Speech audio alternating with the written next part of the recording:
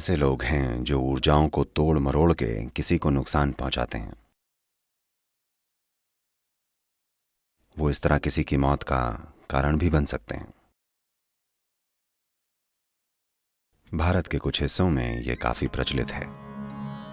एक वेद है, 4 वेदों में से एक अथर्ववेद इसी को समर्पित है कि ऊर्जाओं का इस्तेमाल अपनी खुशहाली और किसी दूसरे को नुकसान पहुंचाने के लिए कैसे किया जा सकता है।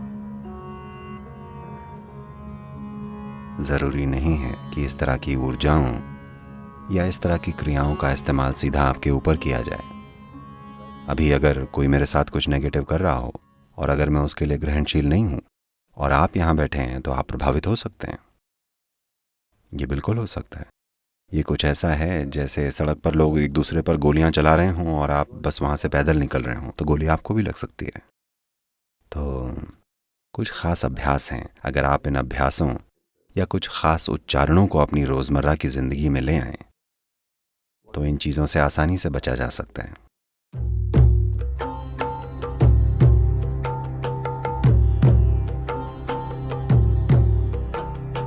रुद्राक्ष का जो बीज होता है उसका पेड़ मुख्य तौर से खास ऊंचाई पर होता है, लगभग 6,500 से 12,000 फीट के बीच।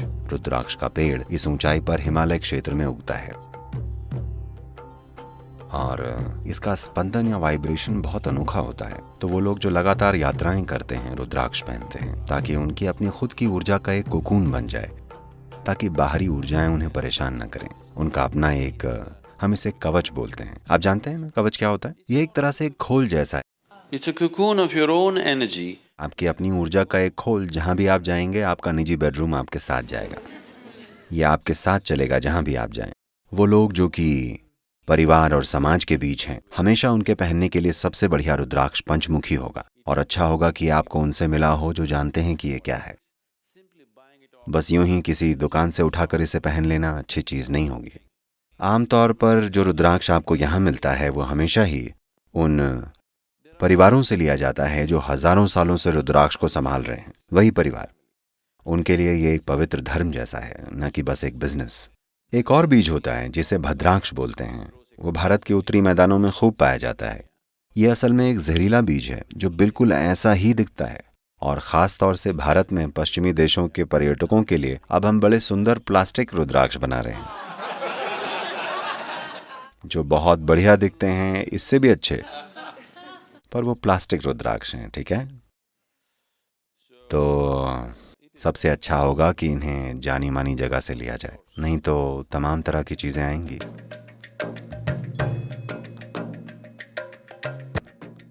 ये नए जमाने टाइप के लोग ये सारे अपने अंगूठों में मेटल की अंगूठी पहनते हैं। देखिए, अगर आप अपने अंगूठे में धातु की अंगूठी डालते हैं तो आप पक्का अपनी ओर कुछ खास तरह की नेगेटिव शक्तियों को बुलावा देंगे। इसका मतलब ये नहीं है कि आपको कोई अपने वश में ही कर लेगा, पर आप बिना वजह गिरते लुढ़कते फिरेंगे। तरह तरह की चीजें होंगी, हर चीज गलत होगी, सिंपल चीजें भी। मुझे नहीं पता अगर आप ऐसे लोगों से मिले हैं या किसी समय पर खुद आपके साथ ऐसा हुआ है कि जब चीजें बिगड़ना शुरू होती हैं तो वो लगातार बिगड़ती चली जाती हैं। लगातार आप गिरते हैं, एक या दो नहीं, ये बस होता ही चला जाता है। सब कुछ और हर चीज गलत हो जाती है छोटी से लेकर बड़ी चीजों तक, बस इसलिए क्योंकि They would have attracted certain dimensions of energy, which could शायद उन्होंने ऊर्जा के कुछ खास आयामों को अपनी ओर आकर्षित किया है जो दुनिया में कुछ भी करने के लिए सहायक नहीं होते, बल्कि ये किसी और चीज के लिए सहायक हो सकते हैं। सिर्फ वही लोग जो तंत्र विद्या करना चाहते हैं वो अंगूठे में अंगूठी पहनते हैं। पर आज या तो अज्ञानता में या फैशन में एक बार आपने अंगूठे में मेटल पहन लिया तो आप इन चीजों को बुला रहे हैं।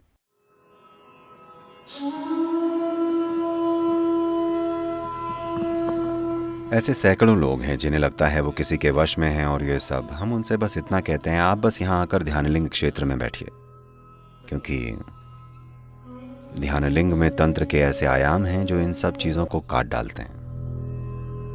वो यहाँ से पूरी तरह मुक्त होकर जाते हैं, क्योंकि ध्यानलिंग क्षेत्र में तांत्रिक आयामों का समाधान हो जाता है। बस एक पूर्णिमा या अमावस्या के दिन जब आप इन चीजों को लेकर ज्यादा ग्रहणशील होते हैं, बस एक दिन बस वहां बैठ कर जाइए।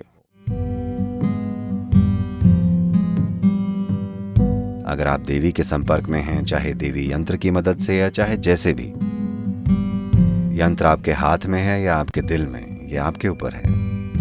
पर एक बार जब आप उस ऊर्जा के खोल में हैं, जिसे हम देवी या भैरवी कह रहे हैं, उसके बाद ऊर्जाएं आपके लिए नकारात्मक हो जाएं, ऐसा नहीं हो सकता।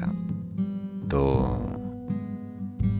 अगर आप बस इतना सुनिश्चित कर लें कि आप सही किस्म का खाना खा रहे हैं, अपने सिस्टम को ठीक से रख रहे हैं, तो ये संभावना कि आप में कुछ गड़बड़ी हो जाए जिसका कारण कोई दूसरी ऊर्जा या ऐसा कुछ है, ऐसा होना आपकी जिंदगी से कोसों दूर की बात है।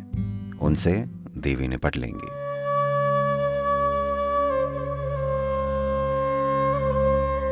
अगर आप सच में ध्यानशील हैं तो आप तंत्र के बारे में सोचिए भी मत। इन चीजों का उस इंसान पर कोई असर नहीं होता जो सच में ध्यानशील है। अगर आपने अपने भीतर के मौन को थोड़ा सा भी जाना है, कम से कम आपके भीतर दिन में कुछ पलों का भी मौन है, तो आप तंत्र की चिंता मत कीजिए। ऐसी चीजें उस इंसान को प्रभावित नहीं करती हैं जो अपने अंतरतम की निश्चलता को जानता है। किसी ने कहा है, आदमी केवल इल है यानी बीमार है क्योंकि उसे स्टिल यानी स्थिर होना नहीं आता। ये बिल्कुल सही कहा है, ये बिल्कुल सही है। सारी बीमारियां इसलिए हुई हैं क्योंकि उन्हें स्थिर रहना नहीं आता, खासकर वो वाली जो आपके मन को प्रभावित करती हैं और वो जो दूसरे प्रभावों के कारण होती हैं। ये चीजें इसलिए संभव हो पाती हैं क्योंकि कोई स्थिरता नहीं है। तो अभी इस समय आप ध्यान की प्रक्रिया से अपने जीवन में वो निश्चलता लेकर आ रहे हैं। अगर आप स्टिल हैं तो आप इल नहीं होंगे।